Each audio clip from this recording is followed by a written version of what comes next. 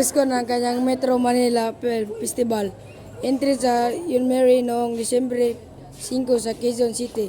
Nagpakita ng kanilang linawan at kaginawan sa si aktor na si Tom Lewis nung karapin ang tanong tungkol sa bagong argument ng kanyang dating asawa. Inamin ng 38 anyos na aktor na pagdadalawang isip muna siya tanggapin ang proyekto na tumatulakay sa paghiwalay dahil sa kaniyang sariling karanasan. Kasal sila ni Carla noong 2021. Naghain ng divorce sa US noong 2022 at opisyal na kinilala ang hiwalayan ng mga hukom ng Pilipinas noong nakaraang taon.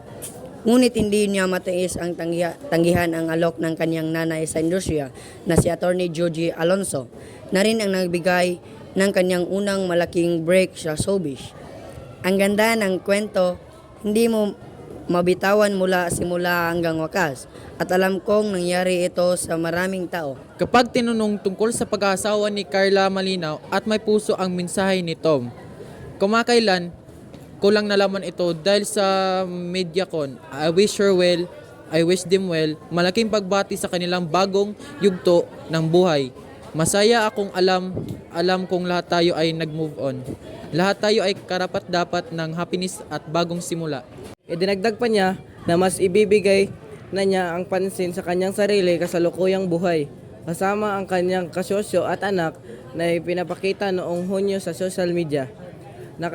Nakatutog ako sa kapayapaan na meron ako ngayon.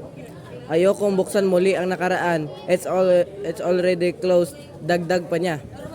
Samantala, kasama rin si Carla sa MMFF ngayon taon sa kanyang horror entry na Shake, Battle and Roll, Devil Origins.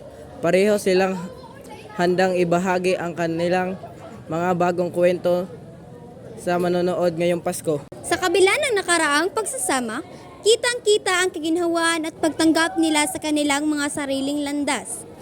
Tunay ngang ang pinakamagandang paraan na harapin ang nakaraan ay pahintulot itong maglaho at tumuon sa kung ano ang naghihintay sa hinaharap. Maligayang Pasko sa kanilang dalawa at sa kanilang mga pamilya. May they all find their own peace and joy. Maraming salamat, Pilipinas!